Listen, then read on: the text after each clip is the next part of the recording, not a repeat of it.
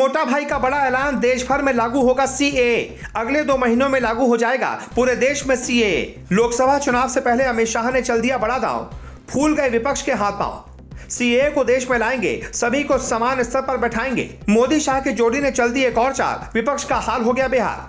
शाह ने ऐसा काम करके दिखाया, कोई इसका जवाब नहीं दे पाया। मोदी भी हो गए शाह की चाल से हैरान, देखकर चाणक्य नीति का कमाल। मोदी के हमराज ने बिछाई ऐसी बिसात, चुनाव में होगी वोटों की बरसात। देश के पीएम के हमराज कहे जाने वाले मोटा भाई यानी कि अमित शाह ने चुनावी शतरंज पर ऐसी बिसात बिछा दी है कि अब चुनाव में वोटों की बरसात होना पूरी तरह से तय है। लोकसभा चुनाव से पहले ही अमित शाह ने एक बड़ा दांव खेल दिया है, जिसे देखने के बाद विपक्ष के हाथ पांव बुरी तरह से फूल गए हैं। विपक्ष को समझ नहीं आ रहा कि वो क्या करे। अमित शाह ने लोकसभा चुनाव से पहले देश भर में सीएए लागू करने का ऐलान कर विपक्षी खेमे में तहलका मचा दिया है। मोदी शाह की इस जोड़ी ने ऐसी चाल चली कि विपक्षी खेमा बेहाल हो गया। उसके पास मोदी एंड कंपनी की किसी भी चाल का कोई तोड़ नहीं है। शाह ने ऐसा काम करके दिखाया जिसका जवाब किसी के पास नहीं है। यहां तक कि ना तो मोदी के पास इसका जवाब है, ना ही योगी, और विपक्ष की बात तो मत ही कीजिए। मोदी भी अमित शाह के इस मूव से हैरान है। उनकी इस चाणक्य नीति को देखकर नरेंद्र मोदी भी अपने हमराज के मुरीद हो गए हैं। केंद्रीय गृह मंत्री अमित शाह ने साफ तौर पर कहा है कि मैं साफ कर देना चाहता हूं कि सीएए कानून भारत के किसी भी व्यक्ति की नागरिकता को नहीं छीनेगा। उन्होंने विपक्ष को भी आड़े हाथों लेते हुए कहा कि वो मुसलमानों को गुमराह करते हैं। उन्होंने कहा कि चुनाव से पहले सीएए को लागू करने का नोटिफिकेशन जारी कर दिया जाएगा।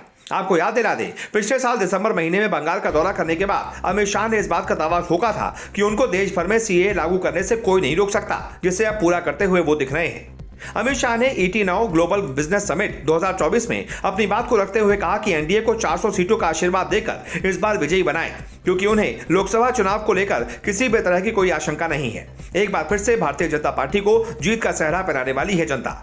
उन्होंने कांग्रेस को भी अपनी बातों से ये जता दिया कि विपक्षी दल को भी इस बात का एहसास हो गया है कि उन्हें एक बार फिर से विपक्ष में ही बैठना पड़ेगा, क्योंकि 2024 का चुनाव एनडीए और विपक्ष गठबंधन इंडिया के बीच नहीं, बल्कि विकास और महज नारे देने वालों के बीच होने वाला है। अमित शाह की बातों से साफ हो गया है कि उन्हें इस बात से कोई शंका नहीं है कि इस बार भी भाजपा ही केंद्र सरकार में बैठकर अपने विकास के एजेंडा को आगे बढ़ाने वाली है। जिस तरह से बीजेपी एक के बाद एक ताबड़तोड़ फैसले ले रही है, उससे यही हवा बनाई जा रही है कि एक बार फिर से बीजेपी को पूर्ण बहुमत के साथ केंद्र में लाकर बैठा दिया जाए।